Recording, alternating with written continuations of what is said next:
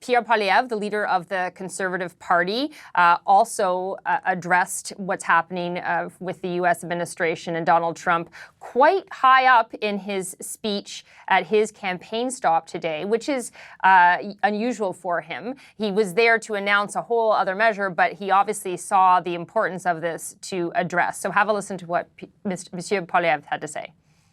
My message to President Trump is knock it off. Stop attacking America's friends.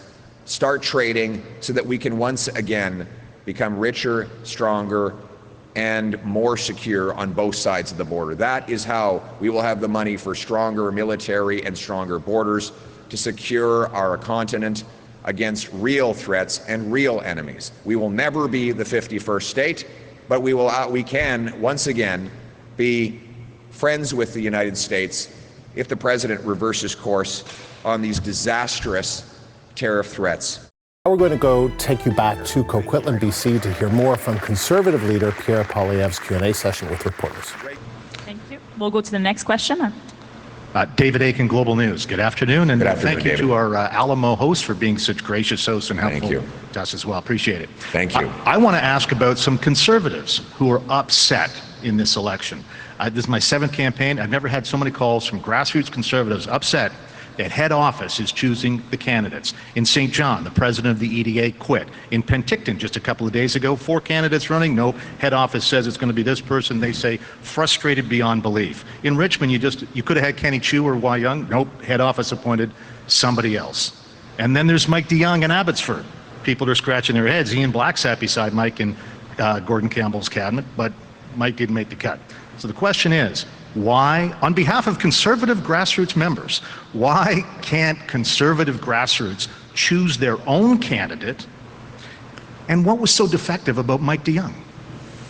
Thanks very much, David. And I know that you've always been such a great champion of grassroots Conservatives. So thank you for claiming to be their spokesman. Listen, the reality is that Conservatives are going to have solid candidates right across the country. We're going to put Canada first.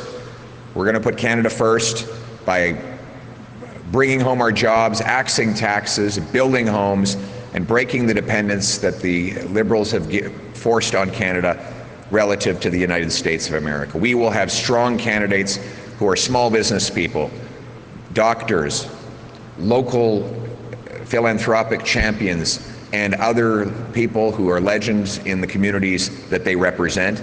They will be strong. They will be standing up for the workers and the people in this country who've been left behind after the lost Liberal decade. And you know, the question that they will be asking on the doorstep, David, is whether after the lost Liberal decade of rising costs and crime, and with our economy down under the American thumb, do the Liberals deserve a 4th term in power? Or is it time to put Canada first for a change with a new Conservative government that will make our country strong enough to stand on its own 2 feet and stand up to the Americans? Thank you very much. Thank you. This concludes the event today. Merci beaucoup. Merci beaucoup. Pierre Poilievre speaking in Coquitlam, British Columbia. Earlier, the CBC's Karina Roman, as promised, has been listening along with us from Ottawa, and she is back. And Karina, what's your takeaway there?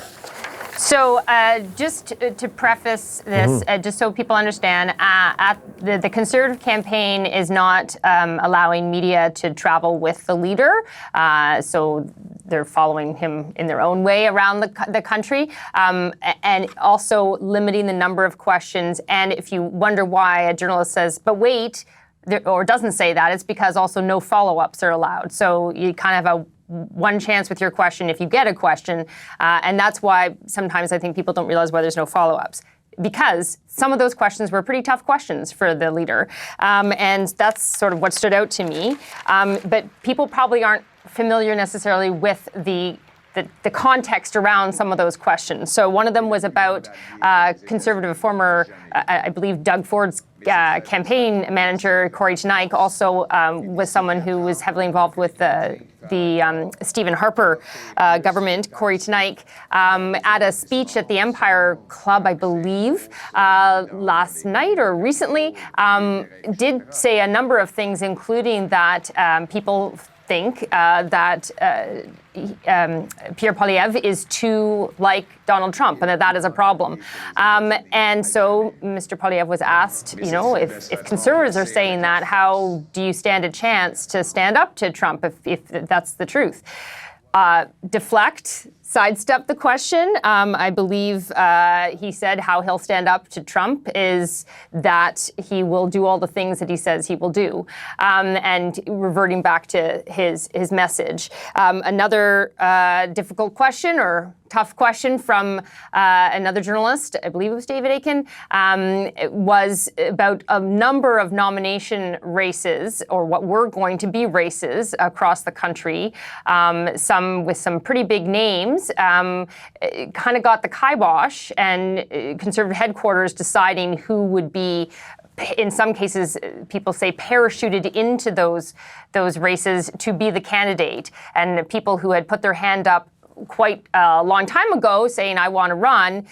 They just ran out the clock on the nomination meetings, never had a nomination meeting. And now that we're in an election, there is the right for the party just to say this is who's running. And clearly, according to David Akin, he's getting calls from some angry Conservatives who feel like that's pushing out the grassroots and who they want to run.